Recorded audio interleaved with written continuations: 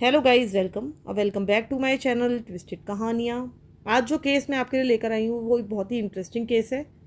जैसा कि आपको इसके थंबनेल को देखकर पता चल ही गया होगा कि ये बहुत मुश्किलों से सॉल्व हो पाया था और इसको सॉल्व होने में काफ़ी समय लग गया था। सीधे हम अब शुरू करते हैं अपना आज का केस। ये केस है मेलेनी एमरल्ड का, जिसका जन्म हुआ था 29 सितंबर 1966 में और इसका जन्म हुआ था इंग्लैंड में। इसके माता पिता का नाम था जीन और एंथनी रोड। उसके दो और सिबलिंग्स थे, एक बड़ा भाई जिसका नाम था एड्रियन और एक बड़ी बहन जिसका नाम था कैरिन। ऐसा बताया जाता है कि हालांकि वो अपने परिवार में सबसे छोटी थी, लेकिन उसके सारे ही परिवार के लोग उसको बहुत ज़्यादा इम्पोर्टेंस देते थे। सब में बहुत ज़्यादा प्यार था, स्पेशली इन भाई बहनों में। उसकी जो बड़ी बहन थी वो इसको प्यार से कहकर बुलाती थी लिटिल डकलिंग। इसके बाद हम चलते हैं सीधे 1984 की तरफ। वो अपने पेरेंट्स के साथ रह रही है, लेकिन उसके जो ओल्डर सिबलिंग्स हैं, उसके भाई बहन, वो अब तक मूव आउट कर चुके हैं इस घर से। उसकी बहन कैरन की शादी हो चुकी है और उसके दो बच्चे हो चुके हैं और वो यहाँ से करीब 2 घंटे की ड्राइव पर, यानी कि 2 घंटे की दूरी पर रह रही है अपनी फैमिली के साथ। इधर जो उसका बड़ा भाई था यानी कि एड्रियन, वो स्कॉटलैंड गया था अपनी पढ़ाई करने के लिए।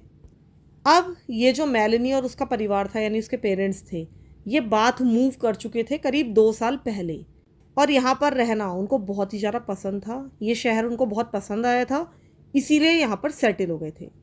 ऐसा बताया जाता है कि ये जो बाथ नाम की जगह है, ये इंग्लैंड की जो सबसे ज़्यादा सेफ सिटीज़ हैं उनमें से एक है और साथ ही एक बहुत ही ब्यूटीफुल प्लेस है।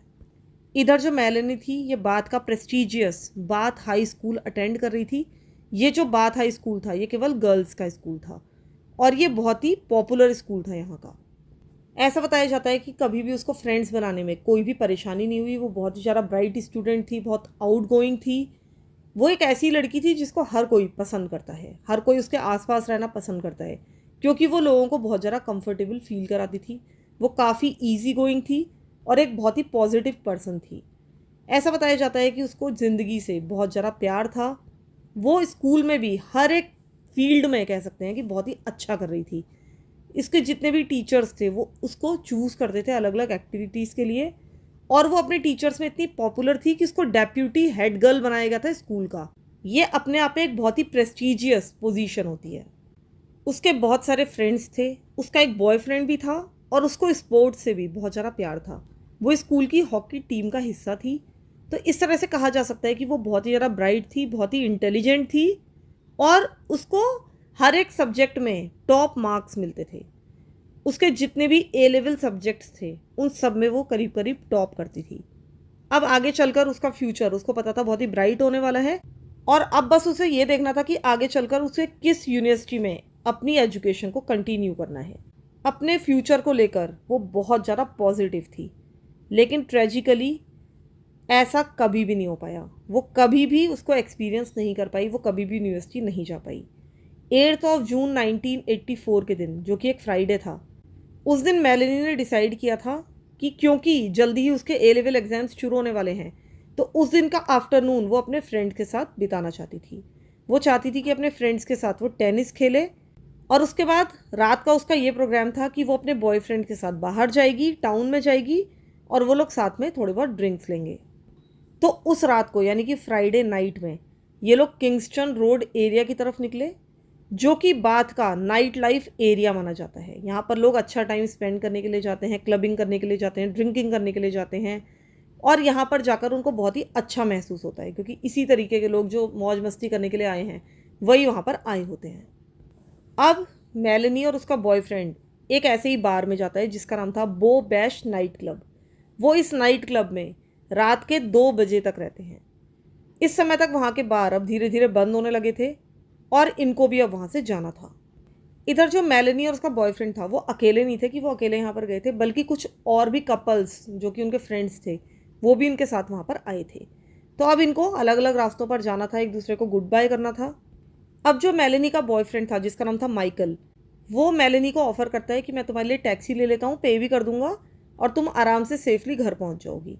लेकिन मेलेनी डिसाइड करती है कि वो अपने होम तक, अपने घर तक वॉक करके जाएगी और ऐसा वो अक्सर किया करती थी, ऐसा करना उसको बहुत पसंद था। अब ये जो नाइट आउट था इसमें आपको पता है कि इन लोगों ने ड्रिंक वगैरह किए थे, ये थोड़ा बहुत टिप्सी फील कर रही थी, तो उसे लग रहा था कि अगर मैं फ्रेश एयर में वॉक करूँगी तो मुझे अच्छा लगेगा। वैसे भी वो एक वार्म समर नाइट थी, कोई दिक्कत नहीं थी। लेकिन यहाँ से यानी इस बार से जो उसका घर था, जो कि सिचुएटेड था सेंट स्टीवन क्लोथ्स में, वो यहाँ से करीब 30 मिनट्स वॉक की दूरी पर था। लेकिन ये जो रूट था वो काफ़ी रोशनी भरा था, वहाँ पर बहुत सारी स्ट्रीट लाइट्स थी। इसके अलावा मैंने आपको बताया कि ये जो बाथ नाम का शहर था बहुत ही सेफ सिटी था, यहाँ पर इस तरह की कोई भी उटपटांग घटनाएं होती नहीं थी। और इसी कारण से अक्सर मेलेनी ऐसा करती थी कि अपने घर पर वॉक करके जाती थी। तो अब मेलेनी अपने सारे के सारे फ्रेंड्स को गुड बाय करती है, वहाँ से निकल जाती है वॉक करके घर जाने के लिए। लेकिन वो कभी भी घर पहुँचती ही नहीं है, और असल में ये आखिरी बार था जबकि उसे किसी ने भी जीवित देखा था। कुछ घंटे बीत जाते हैं, सुबह के करीब 5:30 यानी 5:30 AM पर, यानी कि अब 9 जून हो चुकी है और सैटरडे का दिन आ चुका है। उस दिन एक लोकल मिल्कमैन जिसका नाम था टोनी और उसका 11 ईयर्स ओल्ड बेटा जिसका नाम था ईएन, वो अपनी रेगुलर मिल्क डिलीवरी पर निकले हुए थे, यानी कि लोगों के घर में दूध पहुंचाने जा रहे थे, दुकानों में दूध देने जा रहे थे। तभी अचानक से ही उनको कुछ हॉरिफिक दिखाई दिया। जब उनको ये सीन दिखाई दिया तब वो जो 11 ईयर्स ओल्ड बच्चा था जिसका नाम था ईएन, उसके हाथ से मिल्क बॉटल्स नीचे गिर गईं। इन लोगों ने देखा था कि सड़क के किनारे एक यंग वुमेन की बॉडी पड़ी हुई है और चारों ओर बहुत ज़्यादा खून बिखरा हुआ है। ये जो सीन था बहुत ज़्यादा ब्रूटल था। उसके साथ रेप किया गया था और उसको 26 टाइम्स चाकू मारा गया था। जब पुलिस वाले वहाँ पर पहुँचे उन्होंने तुरंत ही इस पूरे क्राइम सीन को सील कर दिया था, ताकि जितने भी एविडेंसेस, जितना भी डीएनए वहाँ पर मौजूद है उसको प्रिजर्व किया जा सके। मेलेनी की जो बॉडी थी वो एक गैरेज के पास मिली थी, और अब पुलिस वालों ने सारे के सारे क्राइम सीन को कॉम करना, उसके आसपास के एरिया को कॉम करना शुरू कर दिया। और उनको पास की एक लेज से एक चाबियों का गुच्छा मिला जिसमें एक वुडन ब्लॉक अटैच्ड था और जिस पर लिखा हुआ था एनग्रेव करके एक नाम, वो लिखा हुआ था मेलेनी। अब उसकी आइडेंटिटी क्योंकि मिल नहीं रही थी कि ये किस लड़की की लाश है, तो पुलिस वालों ने अपना हेलर लिया, यानी कि एक माइक्रोफोन जैसी एक डिवाइस होती थी, तो उसको लिया और सड़कों पर घूम घूम कर वो ये अनाउंस करने लगे कि इस तरह से एक औरत की लाश मिली है, एक लड़की की लाश मिली है। उनको उम्मीद थी कि कोई ना कोई आएगा और कहेगा कि हाँ हाँ मैं तो मेलेनी को जानता हूँ और उसके साथ क्या हुआ है। उस दिन जब मेलेनी के पेरेंट्स जागते हैं, सुबह उठते हैं, तो वो ये नोटिस करते हैं कि मेलेनी अभी तक घर नहीं आई है, और जबकि ये थोड़ा सा अनयूजुअल था। उन्होंने लास्ट टाइम मेलेनी से तब बात की थी जबकि वो दोपहर के समय अपने दोस्तों के साथ टेनिस खेलने के लिए निकली थी। उसके पास कोई मोबाइल फ़ोन नहीं था जिससे वो बार बार उससे बात कर सकते, तो उसी समय लास्ट टाइम उनकी उससे बात हुई थी। और वो जानते थे कि मेलेनी एक बहुत ही रिस्पॉन्सिबल लड़की है, वो इस तरह की लड़की बिल्कुल नहीं है कि बिना बताए, अपने पेरेंट्स को बिना बताए वो रात भर के लिए गायब हो जाए। अब वो थोड़े बहुत चिंतित तो हो गए थे लेकिन बहुत ज़्यादा चिंतित नहीं हुए थे। उन्होंने उसका बेड जाकर चेक किया तो उन्होंने पाया कि उसका बेड पूरी तरह से साफ़ सुथरा है। इसका मतलब है कि वो रात को भी आकर नहीं सोई थी। तो अब उनको पता था कि जो ये 17 ईयर्स ओल्ड बच्चे होते हैं कई बार अनप्रिडिक्टेबल हो सकते हैं, कई बार वो भूल भी जाते हैं। तो ये हो सकता था कि वो नाइट आउट के लिए क्योंकि दोस्तों के साथ गई थी, हो सकता है ज़्यादा ड्रिंक कर ली हो सकता है वो किसी फ्रेंड के यहाँ रुक गई हो और इस कारण से वो घर नहीं आई होगी। तो अब वो उम्मीद कर रहे थे कि वो कभी भी वापस आ जाएगी, क्योंकि अगर वो रात को रुकी है, उसके पास कपड़े, उसका ब्रश वगैरह कुछ भी नहीं है, तो वो जल्दी ही लौट आएगी। तो अब वो उसका इंतज़ार करने लगे। लेकिन अब सुबह के 9:15 AM पर उन्होंने सड़कों से आती हुई कुछ आवाज़ें सुनी जो कि पुलिस वालों की थी, जो कि हेलर पर अनाउंस कर रहे थे मेलेनी का नाम। तो ये सुनकर वो थोड़े से अलर्ट हो गए, वो बाहर आए और उनका दिल कहीं ना कहीं बहुत तेज़ी से डूबने लगा। उन्होंने देख लिया था कि बाहर एक पुलिस कार है और वहाँ से मेलेनी का नाम अनाउंस किया जा रहा है। अब वो तेज़ी से फ्रंट डोर खोलकर बाहर आए, इस कार के पीछे भागने लगे, और क्योंकि ये कार बहुत ही धीरे धीरे चल रही थी तो उसके बूट के पास आकर ये ज़ोर ज़ोर से बैंग करने लगे। तब ये गाड़ी रुक गई। पुलिस वालों ने इनसे पूछा कि क्या हुआ। तब इसने बताया कि हमारी एक बेटी है जिसका नाम है मेलेनी और वो घर वापस नहीं आई है। और तब पुलिस वालों ने इनको ये बहुत ही ट्रेजिक न्यूज़ सुनाई कि पास में ही एक 17 ईयर्स ओल्ड लड़की की लाश मिली है जिसको ब्रूटली मर्डर किया गया है। मेलेनी की माँ बताती हैं कि जिस समय हमें न्यूज़ बताई गई थी तो हमारे कई दिन ऐसे बीते जैसे कि हम जी ही ना रहे हों। वो खाना खाना भूल जाते थे, उनको नींद नहीं आती थी, वो लगातार एक कांस्टेंट नाइट मेयर में जी रहे थे। जब मेलेनी की डेथ हुई उसके बाद से उनकी जो लाइफ रही उसमें पूरी तरह से मेलेनी की डेथ का ही इम्पैक्ट रहा। उनकी पूरी की पूरी फैमिली बुरी तरीके से इस डेथ के कारण अफेक्ट हो गई थी। इसकी डेथ ने इसकी फैमिली को ना सिर्फ पर्सनली अफेक्ट किया बल्कि प्रोफेशनली भी बहुत ज़्यादा इम्पैक्ट डाला। अब मेलेनी की जो फैमिली थी, उसकी सिस्टर की जो फैमिली थी, उसको समाज का, सोसाइटी का, आसपास के लोगों का बहुत ज़्यादा प्यार और सपोर्ट मिला। इनके आसपास की कम्युनिटी के लोग इनको लगातार कार्ड्स, लेटर्स, फ्लावर्स भेज रहे थे। लेकिन इनका दुख इससे कम नहीं हो सकता था, क्योंकि इनको पता था कि वो यूके की सबसे सेफ जगहों में से एक में रह रहे थे। यहाँ पर क्राइम रेट बहुत ही कम था और इस तरह का महिलाओं पर वॉयलेंट अटैक ये तो यहाँ पर होता ही नहीं था, और इसी कारण से उन्होंने ये जगह चुनी थी रहने के लिए। लेकिन अब यहाँ पर इतना बड़ा कांड हो गया था तो यहाँ के लोग बहुत ज़्यादा डरे हुए थे और बहुत ज़्यादा कन्फ्यूज्ड थे, क्योंकि पहले ऐसा कुछ भी नहीं हुआ था। और लोगों को ये भी पता था कि क्योंकि हत्यारा अभी तक पकड़ा नहीं गया है, तो ये जो भी हत्यारा है वो अभी भी हमारे बीच में ही रह रहा है। तो इस कारण भी लोग बहुत ज़्यादा परेशान थे, बहुत ही ज़्यादा स्केर्ड थे। अब वहाँ का जो पुलिस डिपार्टमेंट था, उन्होंने जल्दी एक इन्वेस्टिगेशन लॉन्च की, तुरंत ही मतलब लॉन्च कर दी थी। लेकिन जल्दी ही ये जो इन्वेस्टिगेशन थी इसका कोई भी क्योंकि नतीजा नहीं निकला, इस कारण से ये एक नेशन वाइड मैन हंट बन चुका था। इस ऑपरेशन को, इस इन्वेस्टिगेशन को एक नाम भी दिया गया। इसका नाम रखा गया ऑपरेशन रोडियम। इस इन्वेस्टिगेशन का जो मेन फोकस था वो सबसे पहले क्राइम सीन पर रखा गया, और ये जो क्राइम सीन था ये एक रेजिडेंशियल एरिया के सामने की तरफ था, यानी कि एक रेजिडेंशियल एरिया के गराज के सामने था। जहाँ से मेलेनी की लाश मिली वहाँ से इसका जो फैमिली होम था वो केवल 200 मीटर दूर था, यानी कि वो करीब करीब अपने घर पहुँच चुकी थी। अब यहाँ पर एक फोरेंसिक पैथोलॉजिस्ट आता है। जिस दिन मेलेनी की लाश मिली थी सुबह 5:30 बजे, उसी दिन सुबह के 10 बजे वो वहाँ पर पहुँच जाता है और वो रिवील करता है कि उसके साथ रेप किया गया था, क्योंकि अभी तक ये किसी को पता नहीं था। जब ये पैथोलॉजिस्ट वहाँ पर आया था तो इसने ही लोगों को बताया था।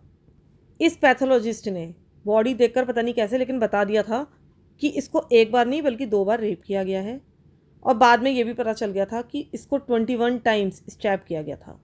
8 बार इसकी बॉडी में सामने की तरफ चाकू मारा गया था, और स्पेशली इसके ब्रेस्ट में जो 5 स्टैब वुंड्स थे वो उसके बैक में मिले थे, जो कि कम गहरे थे।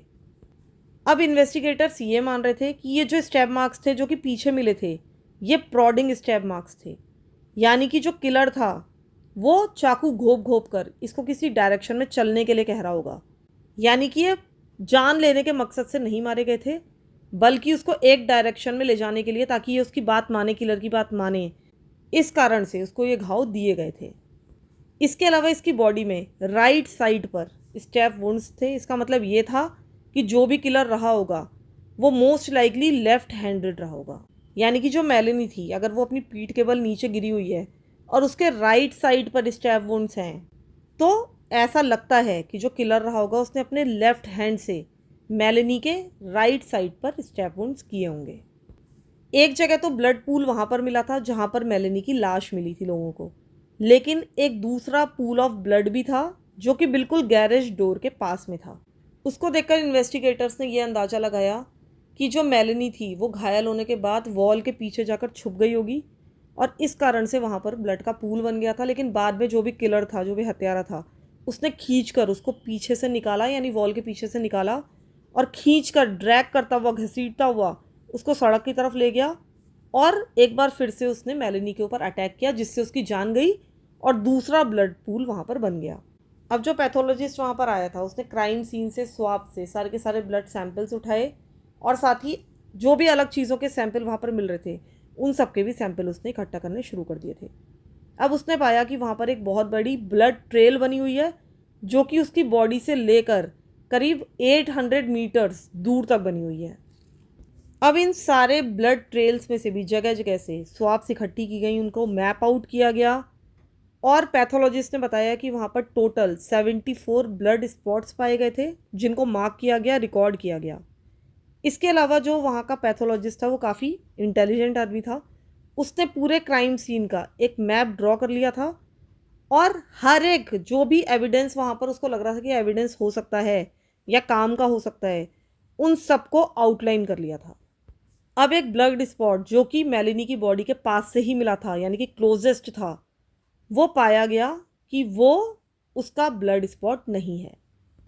इस पूरे एरिया से यानी आसपास की जगहों से टोटल 14 ब्लड स्पॉट्स ऐसे मिले थे जो कि सेकंड प्रोफाइल के थे, जो कि मेलेनी का ब्लड प्रोफाइल नहीं था। अब इसको गेट अवे रूट कहा गया, जहाँ से ये 14 ब्लड स्पॉट्स मिले, क्योंकि ऐसा लग रहा था कि यहीं से जो अटैकर था वो इस क्राइम सीन से दूर जा रहा था, और ऐसा लग रहा था कि अटैकर ने अटैक के समय अपने आप को भी घायल कर लिया था, और इसी कारण से उसका ब्लड भी यहाँ से यानी कि क्राइम सीन से मिला था। इस जगह से बहुत सारे डीएनए एविडेंसेस भी मिले, और स्पेशली अटैकर का सीमेन यहाँ से मिल गया था। अटैकर ने अपना सीमेन पीछे ही छोड़ दिया था। इससे कंफर्म हो गया था कि एक मेल अटैकर ही वहाँ पर मौजूद था, और अब उनको एक मेल अटैकर को ही ढूंढना था। इस समय तक, जबकि ये घटना है, उस समय तक डीएनए प्रोफाइलिंग होने लगी थी, लेकिन 1984 में अभी जो डीएनए प्रोफाइलिंग थी ये अभी बहुत ही शुरुआती चरण में थी। तो इस डीएनए प्रोफाइल का तो बहुत ज़्यादा उस समय यूज़ नहीं था, लेकिन जो सेकंड प्रोफाइल मिली थी ब्लड की, जो कि मेलेनी की नहीं थी, उससे ये पता चला कि इस ब्लड का एक बहुत ही रेयर प्रोटीन मेकअप था, जो कि वहाँ की पॉपुलेशन में केवल 3% लोगों का ही हो सकता था। यानी कि अगर मैं साधारण शब्दों में कहूँ तो जो किलर था उसका ब्लड बहुत ही रेयर था। ये इस केस के लिए उस समय का एक बहुत ही बड़ा ब्रेक थ्रू था, क्योंकि उस समय वो डीएनए टेस्टिंग से ज़्यादा कुछ पता नहीं लगा सकते थे, क्योंकि उस समय तक वहाँ पर कोई भी डीएनए डेटाबेस था ही नहीं, तो वो किससे डीएनए मैच करते। इसके अलावा डीएनए टेस्टिंग करना उस समय एक बहुत ही ह्यूज टास्क था। अभी भी जो डीएनए प्रोफाइलिंग होती है, जो डीएनए टेस्ट के रिजल्ट्स आते हैं, उसमें कई दिन लग जाते हैं, तो उस समय वो एक बहुत ही कठिन काम रहा होगा। अब ये जो भी किलर था वो इस एरिया का कोई भी व्यक्ति हो सकता था, लेकिन अब पुलिस वालों को कम से कम उसका ब्लड प्रोफाइल मिल गया था, जो कि बहुत ज़्यादा रेयर था, और पुलिस वाले अब श्योर थे कि जल्दी ही वो इस व्यक्ति को ट्रैक डाउन कर लेंगे। अब पुलिस वालों ने उन लोगों को चेक करना शुरू किया जिनका ये रेयर ब्लड टाइप था। ये उनका मेन इन्वेस्टिगेशन का हिस्सा बन चुका था। पुलिस वालों ने हर एक सिंगल होटल में भी जाकर चेक किया, सारे गेस्ट हाउसेज में चेक किया, हर एक ऐसे व्यक्ति की लिस्ट बनाई जो कि इस एरिया में किसी काम से आया होगा। तो पुलिस वाले ना सिर्फ वहाँ के रेजिडेंट्स को चेक कर रहे थे, बल्कि विजिटर्स को भी चेक कर रहे थे, जो कि अपने आप में एक बहुत ही ह्यूज टास्क था।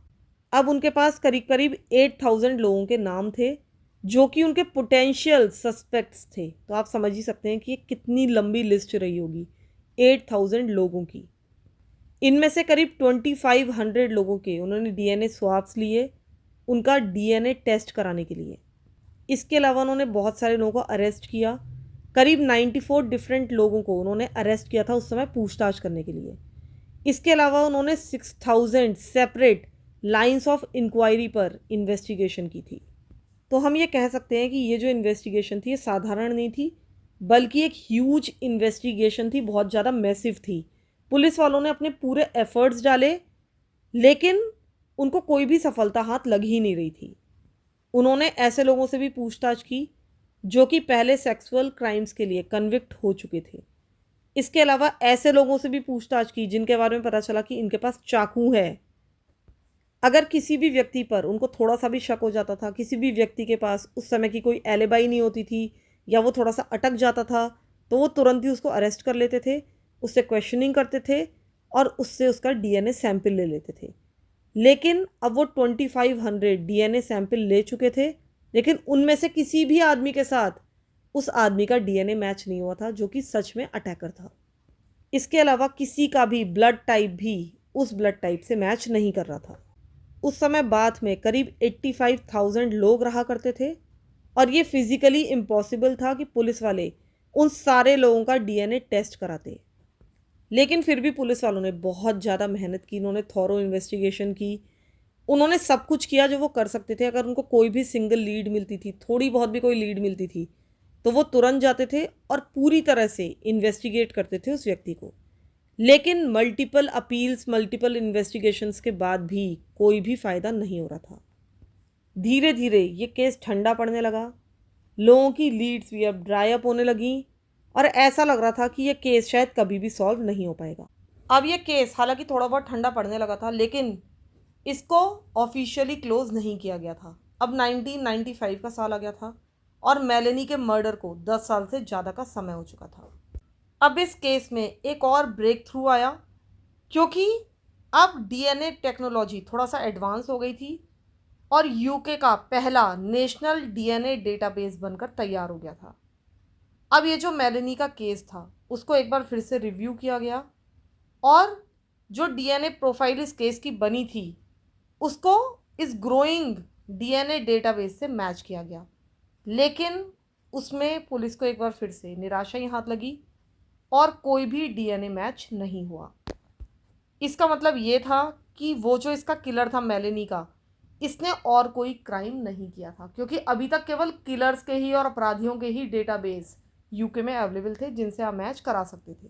अब जो इन्वेस्टिगेटर्स थे वो थोड़े से निराश तो हो गए, लेकिन वो होपफुल थे। उनको ऐसा लग रहा था कि ये डीएनए डेटाबेस आगे चलकर अब बड़ा ही होता जाएगा, ग्रो करता जाएगा। तो उनको उम्मीद थी कि एक ना एक दिन इस केस का जो डीएनए है वो किसी ना किसी से मैच जरूर होगा। अब आया 9 जून 1996 का दिन और मेलेनी के मर्डर को अभी तक 12 ईयर्स हो चुके थे। अब 12 सालों के बाद 9 जून 1996 के दिन एक और महिला इसी जगह से यानी बात से गायब हो गई, जिसका नाम भी मेलेनी था। इसका पूरा नाम था मेलेनी हॉल। इसका जन्म हुआ था 20 अगस्त 1970 को और उसके पेरेंट्स का नाम था पैट्रिशिया और स्टीव। उसने ग्रेजुएशन किया था यूनिवर्सिटी ऑफ बाथ से 1995 में और उसने साइकोलॉजी में डिग्री ली थी। इसके बाद 1996 में जबकि वो 25 ईयर्स ओल्ड थी वो मिस हो गई, यानी कि उसकी मिसिंग कंप्लेंट दर्ज की गई। लेकिन उसके जो मिस होने के सर्कमस्टेंसेस थे वो बहुत ज़्यादा मेलेनी से मैच करते थे जिसका पहले मर्डर हुआ था। ये जो मेलेनी थी जो कि अब गायब हुई थी, वो भी गायब हुई थी एक नाइट आउट के बाद। वो भी क्लबिंग कर रही थी अपने बॉयफ्रेंड के साथ और इस क्लब का नाम था द कैडलियाक्स और इसके बॉयफ्रेंड का नाम था फिलिप कैलबॉम्ब। ये दोनों क्लबिंग करने तो साथ में गए थे, लेकिन बाद में इनका वहाँ पर एक आर्ग्यूमेंट हो गया था क्योंकि इसने यानी कि मेलेनी ने किसी और लड़के के साथ डांस कर लिया था। तो इस कारण से इन दोनों का बहुत ज़्यादा लड़ाई झगड़ा हो गया। इस लड़ाई के बाद इसका जो बॉयफ्रेंड था यानी कि फिलिप, वो इस क्लब से बाहर चला गया, यानी कि ये मेलेनी को इस नाइट क्लब में अकेला छोड़कर चला गया। अब मेलेनी यहाँ पर अकेली रह गई थी और कई लोगों ने उसको अकेले वहाँ के बार स्टूल पर बैठा हुआ देखा था और लोगों ने इसको देखा था करीब सुबह के 1:10 पर। उसके बाद वो वहाँ से उठी थी, कोर्ट रूम में गई, वहाँ से उसने अपना कोट लिया और वो वहाँ से बाहर निकल गई और उसके बाद उसको कभी भी देखा नहीं गया। उसके पेरेंट्स ने उसकी मिसिंग रिपोर्ट दर्ज कराई थी और इन्होंने इसकी मिसिंग कंप्लेंट दर्ज कराई थी 2 दिनों के बाद, यानी कि 11 जून 1996 के दिन।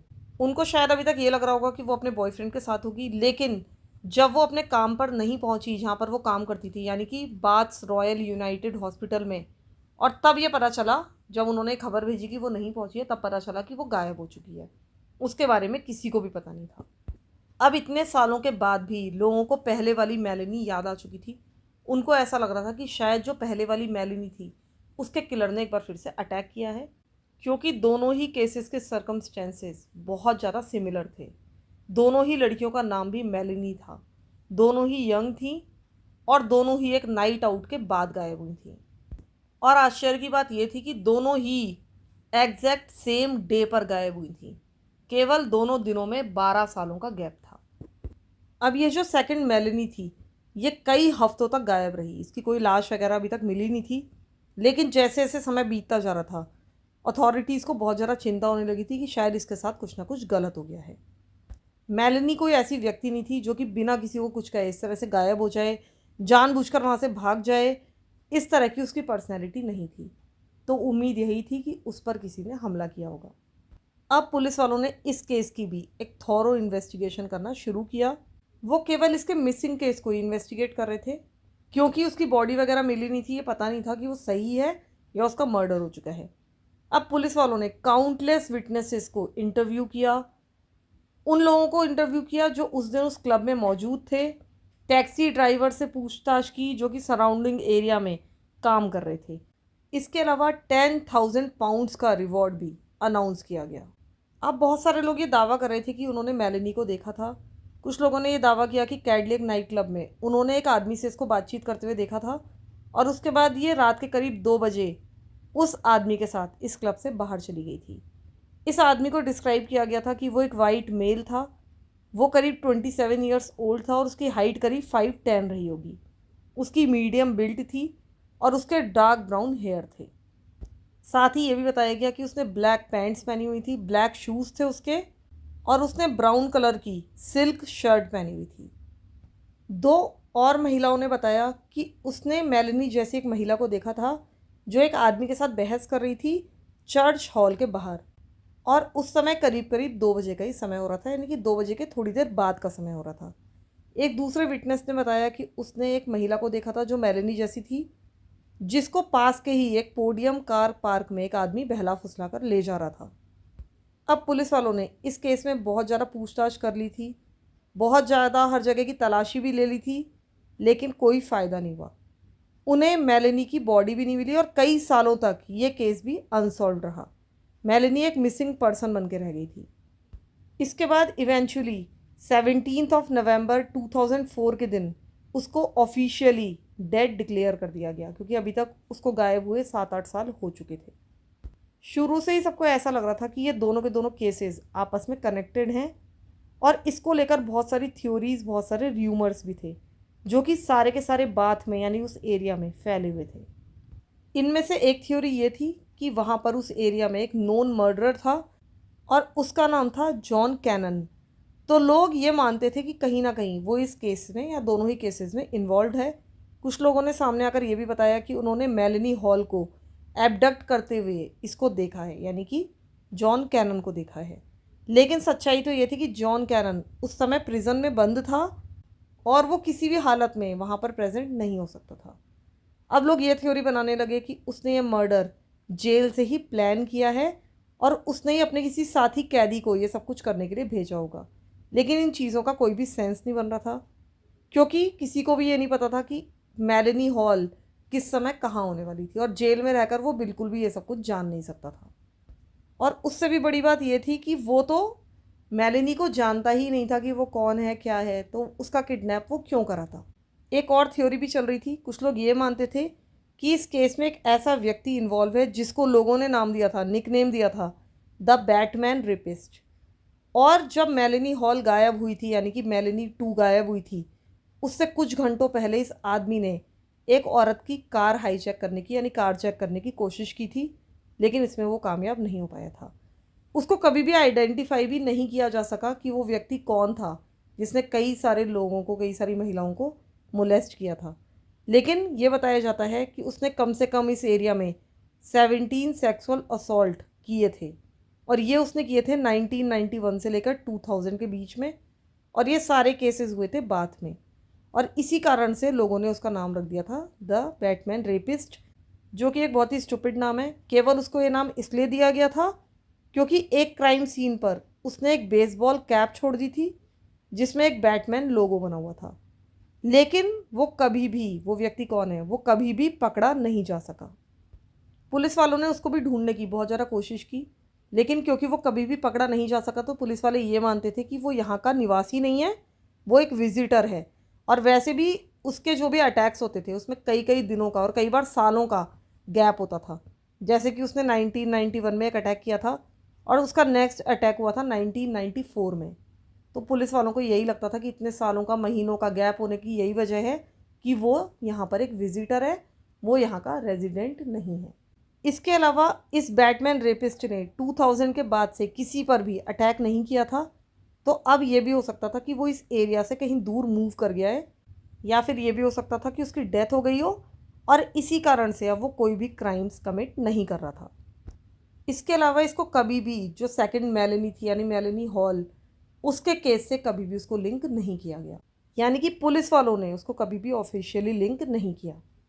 इसके बाद हम चलते हैं 5 अक्टूबर 2009 की तरफ। एक मोटरवे वर्कर जो कि वेजिटेशन क्लियर कर रहा था एक स्लिप रोड पर से, उसने उस रोड पर कुछ पड़ा हुआ देखा। उसको एक प्लास्टिक बिन बैग मिला जिसको उसने जब खोलकर देखा तो उसके अंदर ह्यूमन रिमेन्स थे। इस बैग के अंदर एक ह्यूमन स्कल था, एक पेल्विस बोन थी और एक थाई बोन थी। उसके बाद उस एरिया से एक दूसरा प्लास्टिक बैग मिला जो कि बिल्कुल पहले वाले बैग के जैसा ही था। उसके अंदर भी ह्यूमन रिमेन्स मौजूद थे। इसके अलावा वहाँ पर पास ही मौजूद एक फील्ड में बहुत सारे ह्यूमन रिमेन्स बिखरे पड़े थे। इन्हीं ह्यूमन रिमेन्स के बीच में पुलिस वालों को एक रिंग मिली।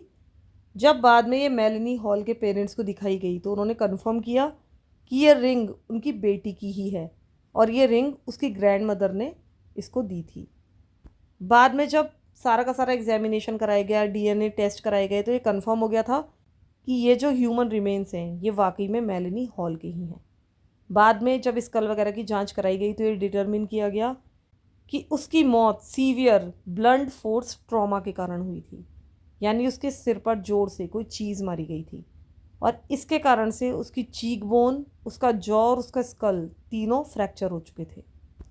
पुलिस वालों को चमत्कारिक रूप से वो जो स्ट्रिंग थी जिससे वो बैग बंधे हुए थे उसमें से उस व्यक्ति के डीएनए सैंपल मिल चुके थे जिसने उन स्ट्रिंग्स को बांधा होगा, लेकिन वो जो डीएनए सैंपल था वो इनके डेटाबेस में मौजूद किसी भी सैंपल से मैच नहीं हुआ।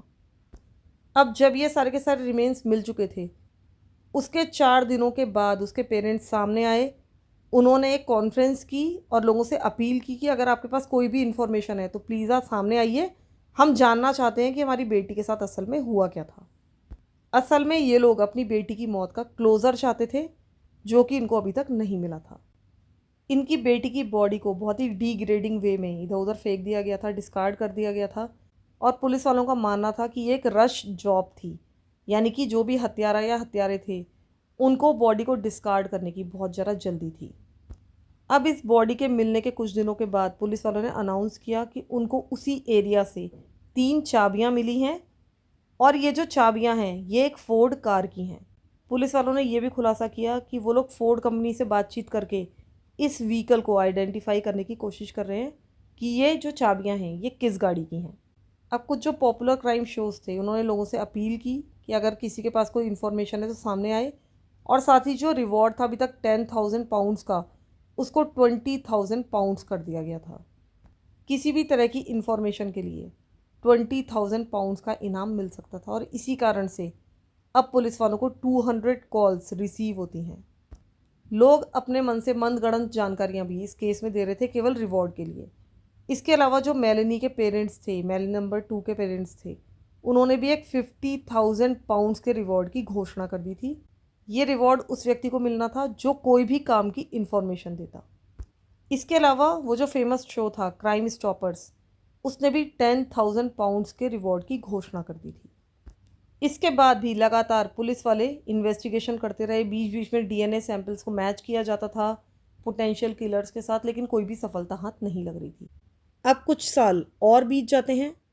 पुलिस वाले ये अनाउंस करते हैं कि उनको इस केस से रिलेटेड व्यक्ति का डीएनए मिल चुका है और वो जल्दी ही अब कातिल को गिरफ्तार कर लेंगे।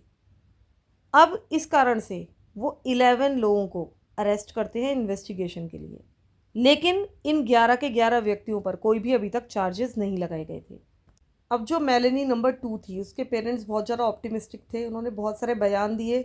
उनको उम्मीद थी कि कोई ना कोई इनमें से किलर्स निकलेगा और जल्दी ही सारी कहानी सामने आ जाएगी। लेकिन इन 11 के 11 व्यक्तियों को एक एक करके पकड़ा गया, इनको छोड़ दिया गया और हर बार इसके पेरेंट्स निराश होते रहे।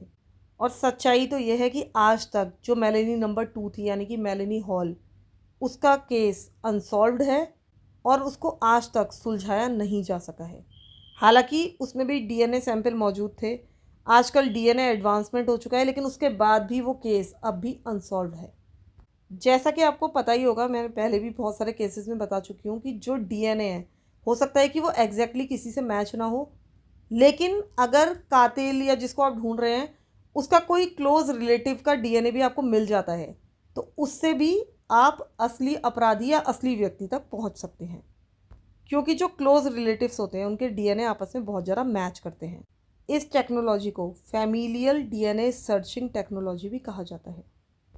अभी तक जो मेलेनी नंबर 1 थी उसकी डेथ हुए करीब 25 ईयर्स हो चुके थे और उसकी 25th एनिवर्सरी पर जो क्राइम वॉच था यानी कि जो क्राइम वॉच शो था उसने एक बार फिर से टीवी अपील की और उस अपील के परिणाम स्वरूप 72 न्यू लीड्स सामने आ चुकी थी और इनमें से एक लीड आई थी एक नर्स की तरफ से, जिसने ये दावा किया कि उसके एक पेशेंट ने ये कन्फेस किया था कि उसी ने मेलेनी नंबर 1 का मर्डर किया है।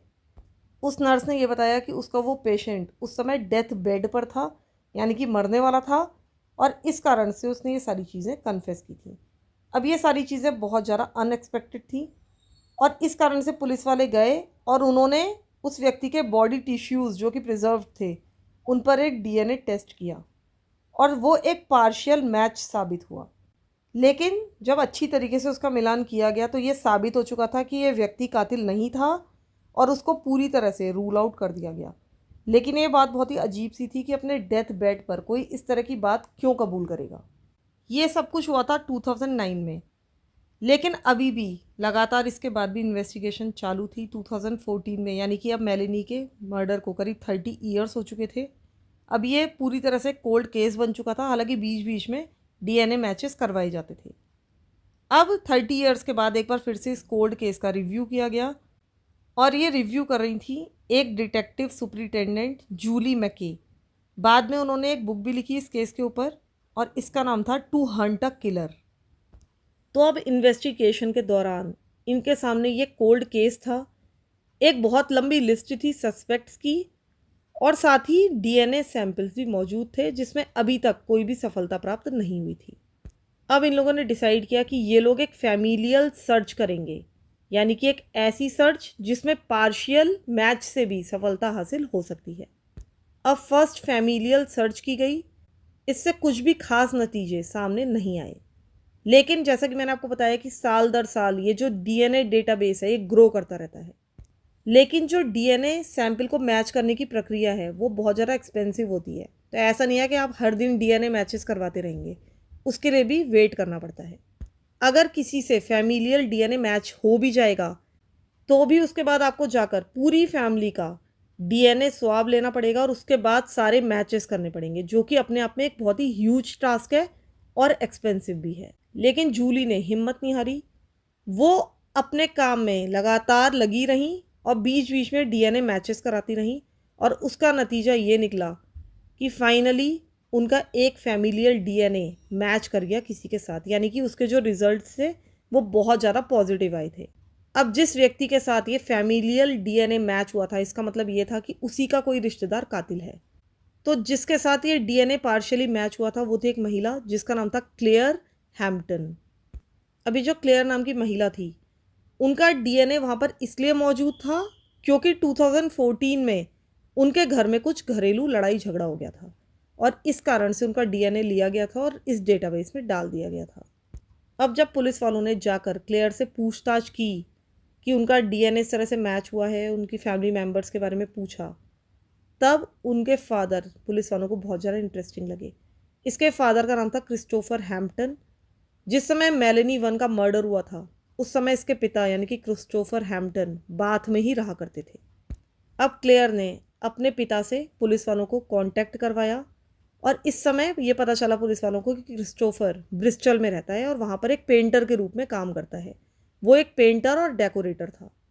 अब पुलिस वालों ने क्रिस्टोफर को बताया कि उन्हें इसका डीएनए सैंपल चाहिए क्योंकि उसके साथ एक फैमिलियल मैच निकला है और आप कहीं ना कहीं हमारे सस्पेक्ट हैं। तो क्रिस्टोफर ने कहा कि हाँ हाँ मैं तो खुशी खुशी तुम्हें अपना डीएनए दे दूंगा। अब पुलिस वाले वहाँ पर गए और उससे डीएनए स्वाब्स लेकर आए। वो बिल्कुल भी नर्वस नहीं लग रहा था, वो बिल्कुल भी डरा हुआ नहीं लग रहा था और बिल्कुल पूरी तरह से ठीक था। लेकिन जब रिजल्ट्स वापस सामने आए यानी डीएनए मैच कराया गया तो पता चला कि क्रिस्टोफर का डीएनए किलर के डीएनए का एग्जैक्ट मैच निकला था, यानी कि वो किलर के डीएनए प्रोफाइल से 100% मैच करता था। अब फाइनली मेलेनी के मर्डर के 30 ईयर्स के बाद डिटेक्टिव्स और उसकी फैमिली को ये एग्जैक्टली पता था कि उसके किलर की आइडेंटिटी क्या है, किसने उनकी बेटी की हत्या की है, और ये उनके लिए एक बहुत बड़ा रिलीफ था। हालांकि ऐसा नहीं था कि इससे इनका कोई दुख दूर हो जाता, उनकी बेटी जीवित हो जाती, ऐसा कुछ होने वाला नहीं था, लेकिन कम से कम उनको क्लोजर मिल जाता, उनको पता चल जाता कि आखिर उस रात क्या हुआ था। अब क्रिस्टोफर हैम्पटन को 3 जुलाई 2015 के दिन अरेस्ट कर लिया जाता है और इस समय तक वो 64 ईयर्स ओल्ड हो चुका था। उसके ऊपर मेलेनी के मर्डर के चार्जेस लगाए जाते हैं और ये पता चलता है कि ये जो व्यक्ति था इसने आराम से अपनी पूरी ज़िंदगी यानी कि पिछले 30 साल बिताए थे और उसने अपनी ज़िंदगी आराम से अय्याशी करते हुए जी थी। उसने 2 बार शादी की थी, उसके 4 बच्चे हो गए थे और एक तरह से उसने अपनी पूरी ज़िंदगी आराम से जी ली थी। उसके किसी भी फैमिली मेंबर को बिल्कुल नहीं पता था कि उसने किस तरह का क्राइम कमिट किया है और उनको तो ये भी नहीं पता था कि इनके पिता के या इसकी जो वाइफ थी उसको तो ये भी नहीं पता था कि इसके पति के डीएनए स्वाब्स लिए गए हैं। उनको तो तब पता चला जब ये एग्जैक्ट मैच निकला। बाद में ये पता चला कि वो तो कभी भी पुलिस के रडार में आया ही नहीं था। जिन 95 लोगों पर पुलिस वालों को सीरियसली शक था उनमें से ये क्रिस्टोफर था ही नहीं। जब फाइनली पुलिस वाले क्रिस्टोफर को अरेस्ट करने के लिए उसके घर पहुंचे तो जो इसकी वाइफ थी जिसका नाम था जूली, उसको विश्वास ही नहीं हो रहा था। वो कह रही थी कि आप तो गलत घर पर आ गए हैं, आपसे कोई मिस्टेक हुई है और ऐसा तो हो ही नहीं सकता। एक ऑफिसर ने बताया कि इसकी वाइफ जूली ने अब क्रिस्टोफर से जाते समय पूछा कि क्या मैं तुमसे शाम को मिलूंगी या नहीं मिलूंगी, और तब क्रिस्टोफर ने कहा कि नो यू वोंट। तो इन चीज़ों से साफ हो जाता है कि क्रिस्टोफर को इस समय तक पूरा यकीन था कि वो पकड़ा जा चुका है और फाइनली उसका भांडा फूटने वाला है। हालांकि इसके बावजूद भी जब पुलिस वालों ने शुरुआत में उससे पूछताछ की तो वो पूरी तरह से साइलेंट रहा। उसने अपनी कोई भी गलती, अपना कोई भी अपराध एडमिट किया ही नहीं, ना उसका रेप और ना ही उसकी किलिंग। और यहाँ तक कि उसने कभी भी पुलिस को वो सारी जानकारी नहीं दी कि उस रात आखिर हुआ क्या था। क्रिस्टोफर को अरेस्ट करने के बाद उसकी ट्रायल की डेट रखी गई 9 मार्च 2016 की और ये होना था ब्रिस्टल क्राउन कोर्ट में। यहाँ पर जाने के बाद उसने नॉट गिल्टी प्लीड किया, जो कि बहुत ज़्यादा कन्फ्यूजिंग है क्योंकि पुलिस वालों के पास डीएनए एविडेंस था जिनको वो झुठला नहीं सकता था। ऐसा बताया जाता है कि अपने ट्रायल के दौरान वो पूरी तरह से इमोशनलेस था। उस कोर्ट में उसकी वाइफ भी मौजूद थी और पूरे टाइम उसका साथ दे रही थी। हालांकि इस ट्रायल के दौरान बाद में उसने सबको हैरान करते हुए अपना गुनाह कबूल कर लिया। उसने कहा कि हाँ, मैं गिल्टी हूँ। शायद वो अभी तक समझ गया था कि उसका डीएनए पुलिस वालों के पास है और वो मैच हो चुका है, तो वो इन सारी चीज़ों से बाहर नहीं निकल पाएगा। इस ट्रायल में इसने क्योंकि अपनी गलती मान ली थी इसलिए इससे बहुत ज़्यादा पूछताछ नहीं की गई और ना ही इसने किसी भी सवाल का जवाब दिया। फाइनली ये जो ट्रायल था ये केवल 1 घंटे 20 मिनट चला क्योंकि इसने अपनी गलती मान ली थी। इस कारण से 9 मई 2016 के दिन अब क्रिस्टोफर हैम्पटन को सज़ा सुनाई गई, जो थी लाइफ इन प्रिजन की, जिसमें से उसे कम 22 ईयर्स जेल में काटने ही थे। इस ट्रायल के दौरान जज ने कहा कि ये जो अटैक था ये क्रिस्टोफर के सेक्सुअल ग्रेटिफिकेशन के लिए था और इसी कारण से इसकी मौत जेल के अंदर ही हो जानी चाहिए, इसको कभी भी जेल से बाहर नहीं आना चाहिए। मेलेनी के सारे रिश्तेदारों ने, स्पेशली उसके भाई बहन, उसकी माँ ने आकर अपने अपने स्टेटमेंट्स दिए जो बहुत ज़्यादा टचिंग थे। लेकिन इधर जो क्रिस्टोफर था उसने कभी भी कोई भी रिमोर्स शो नहीं किया। वो सिर्फ कोर्ट में बैठा रहता था, स्टोन फेस्ड, इमोशनलेस, और कभी भी उसने ये डिसेंसी भी नहीं दिखाई कि फैमिली को कम से कम क्लोज़र दे दे कि आखिर उस रात हुआ क्या था। ऐसा बताया जाता है कि वो एक अच्छा फादर था, एक रेस्पेक्टेबल हस्बैंड था और कभी भी उसकी पर्सनैलिटी में इस तरह के फ्लॉज नहीं देखे गए थे। लेकिन कई एक्सपर्ट्स ये मानते हैं कि मेलेनी उसकी अकेली विक्टिम नहीं थी। जिस तरह से उसने असॉल्ट करने के बाद 26 टाइम्स चाकू मारा था वो कोई 1 टाइम क्रिमिनल कर ही नहीं सकता। इसके अलावा जो मेलेनी हॉल थी यानी कि मेलेनी नंबर 2, उसको कभी भी इस व्यक्ति से जोड़ा नहीं जा सका। यानी कि कोई भी ऐसी लीड नहीं थी जो कि क्रिस्टोफर को उस केस से जोड़ती। ऐसा बताया जाता है कि मेलेनी नंबर 1 के मर्डर के 2 दिनों के बाद एक और महिला का मर्डर हुआ था जिसका नाम था शेली मॉर्गन। उसका भी रेप किया गया था और उसको भी चाकू मारे गए थे। लेकिन कभी भी क्रिस्टोफर पर उस मर्डर के चार्जेस नहीं लगाए गए, पता नहीं क्यों। अब यही उम्मीद की जा सकती है कि क्रिस्टोफर ज़िंदगी भर जेल में बंद रहेगा और वहीं पर उसकी मौत हो जाएगी, जैसा कि जज ने कहा था। तो फ़िलहाल के लिए इतना ही। आप लोग बताइएगा कि ये स्टोरी, ये केस आपको कैसा लगा और प्लीज़ एक कमेंट ज़रूर कीजिएगा और प्लीज़ मेरे दूसरे चैनल को भी सब्सक्राइब कर दीजिए, जो कि आप लोग नहीं कर रहे हैं। प्लीज़ कर दीजिए और प्लीज़ वहाँ पर भी एक कमेंट कर दीजिएगा कि हमने इस चैनल को सब्सक्राइब कर लिया है। तब तक के लिए thank you so much for listening to my stories. Thank you so much.